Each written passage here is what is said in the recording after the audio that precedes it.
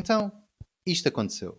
A Carta Portuguesa de Direitos Humanos na Era Digital, que prevê os direitos, liberdades e garantias dos cidadãos no online, foi publicada nesta segunda-feira em Diário da República e entra em vigor dentro de 60 dias.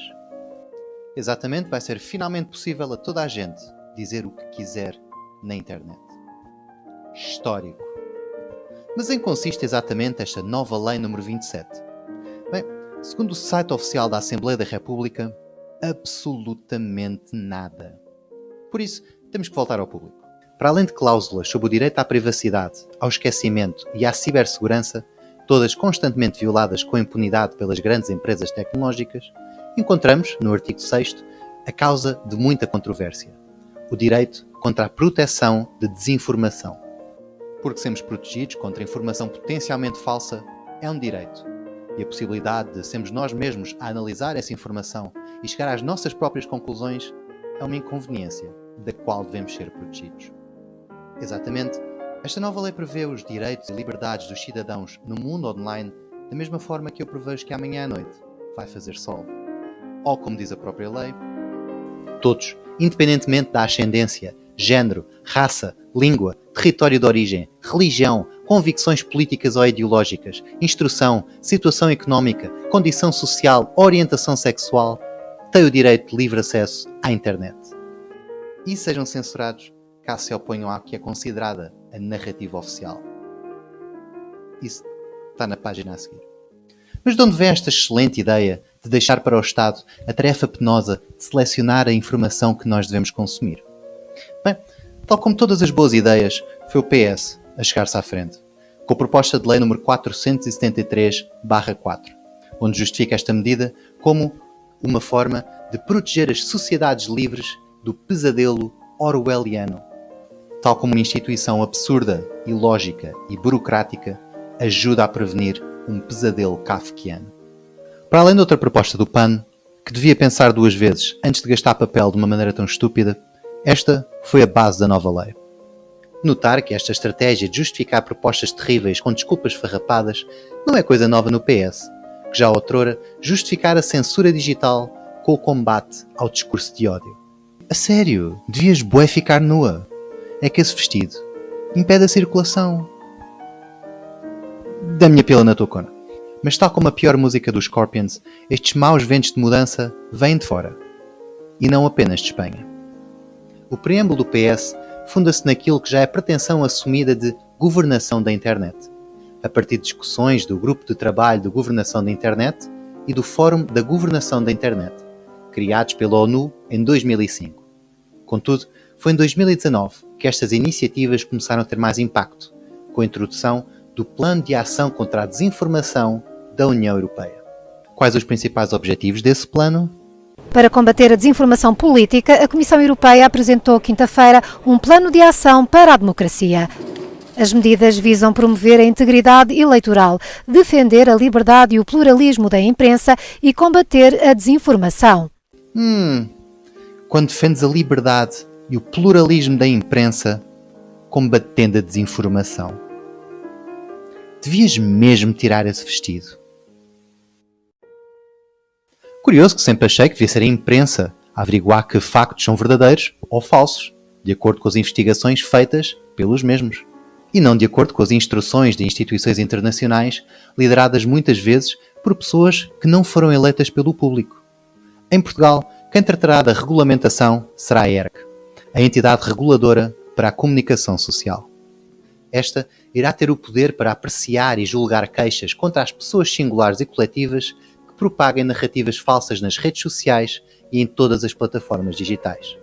Contudo, no dia 21 de outubro de 2020, a ERC emitiu um parecer legislativo às propostas do PS e do PAN, onde avisou sobre a limitação desproporcionada e injustificada da liberdade de expressão e questionou sobre os critérios para o fact-checking.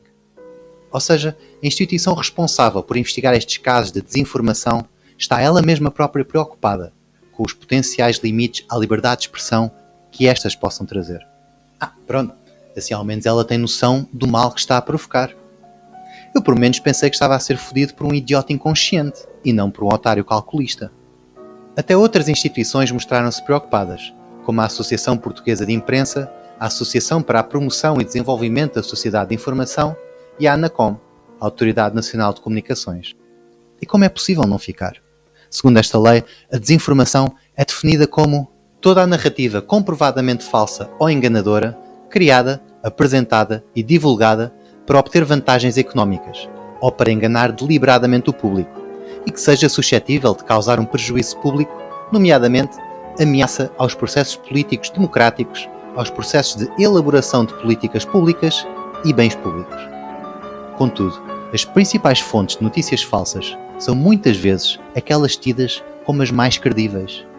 Desde o caso da Rolling Stone e da Universidade de Virgínia, da NBC que adulterou uma chamada telefónica de George Zimmerman, o jornalista Brian Williams que mentira afirmando ter estado no meio de um conflito armado, o uso da foto de um rapaz de Alepo para justificar a notícia falsa de que Bashar al-Assad atacara o seu próprio povo e a consequente intervenção americana na Síria, e até a mentira propagada pelos mainstream media americanos que Saddam Hussein tinha armas de destruição maciça, o que levou à invasão do Iraque. Até a própria criação do Plano de Ação contra a Desinformação foi baseada numa história promovida pelos mainstream media e que acabou por se revelar como falsa: a intervenção da Rússia nas eleições dos Estados Unidos em 2006. A investigação de George Mueller concluiu, após 3 anos, que não havia provas suficientes para concluir tal coisa. Apesar de insistirem nesta narrativa durante os anos de Trump, nenhum dos mídias envolvidos admitiu o erro, e muitos ainda insistem na mesma. Não deixe então de ser irónico como esta lei para combater a desinformação foi ela própria baseada numa campanha de desinformação. Aliás, o uso de notícias falsas para benefício político não é uma coisa nova. Já a Operação Mockingbird revelou como os agentes da CIA utilizavam os mídia para propagar narrativas que lhes eram benéficas. Os próprios admitiram isso mesmo em 1975, quando questionados pelo Senado americano. Do you have any people being paid by the CIA who are contributing to a major circulation American journal? We do have people who submit pieces to American journals. Do you have any people paid by the CIA who are working for television networks? This, I think, gets into the kind of getting into the details, Mr. Chairman, that I'd like to get into in executive session. Assim, esta campanha para o controle da desinformação digital parece ter vindo para ficar, impulsionada por pessoas que, tal como na eleição de 2016 ou no caso do Brexit, parecem ter muitas dificuldades a admitirem derrota. Contudo, existem algumas exceções. Erros na comunicação de informações, as sátiras e as paródias.